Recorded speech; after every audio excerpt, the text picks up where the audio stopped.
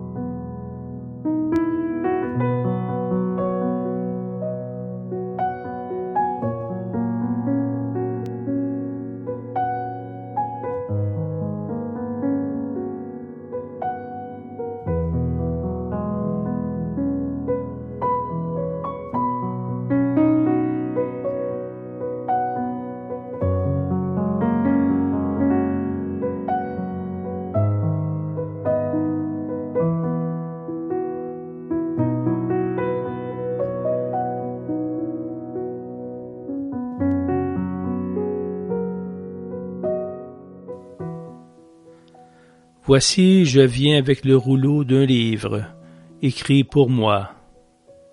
Mon Dieu, je veux faire ce qui te plaît, et ta loi est tout au fond de moi.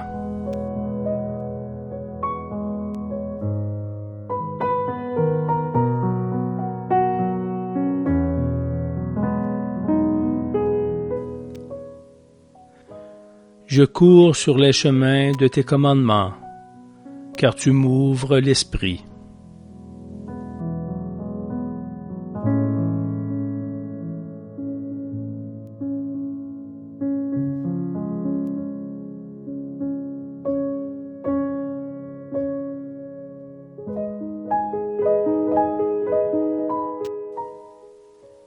Il ne suffit pas de me dire « Seigneur, Seigneur » pour entrer dans le royaume des cieux.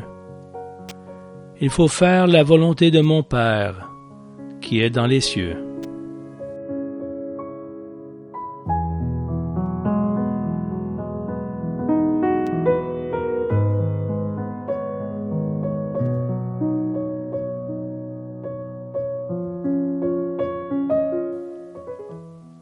Or, le monde passe, lui et sa convoitise. Mais celui qui fait la volonté de Dieu demeure à jamais.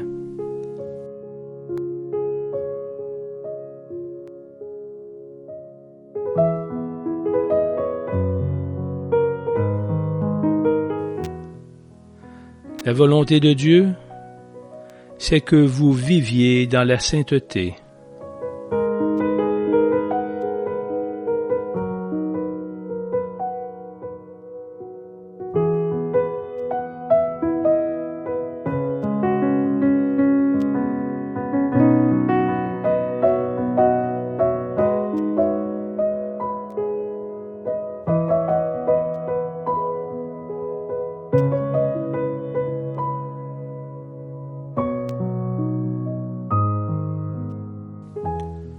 Seule la volonté de Dieu sera plénitude, qui ne vous laissera pas vide.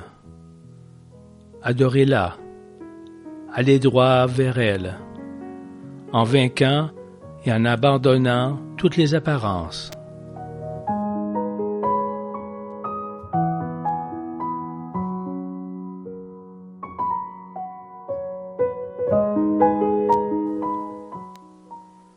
Rien ne doit être recherché, ni connaissance, ni science, ni intériorité, ni dévotion, ni paix, mais seulement la volonté de Dieu.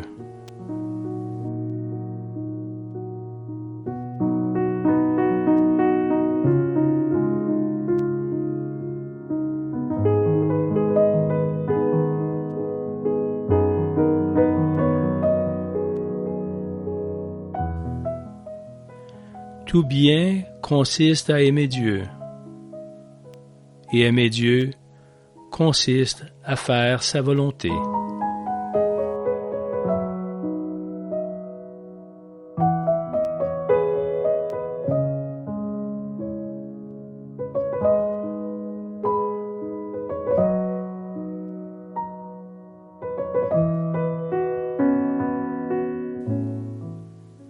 Tous ceux qui sont capables de faire la volonté de Dieu sont des générateurs de Dieu lui-même.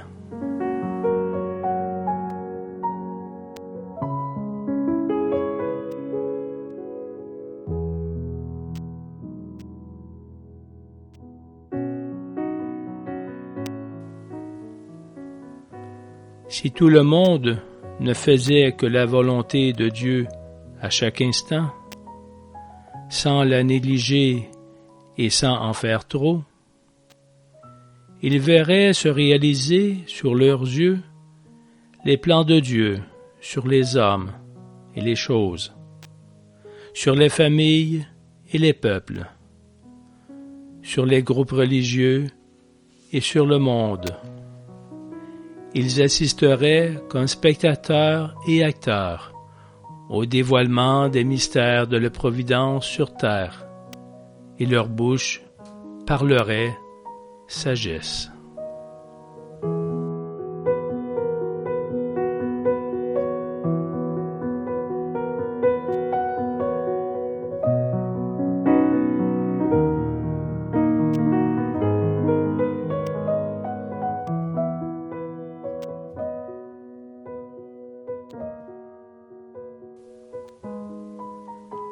J'avais été renversé par un garçon noir qui courait. Il était pourchassé par 3 hommes qui criaient « C'est un voleur, arrêtez-le !»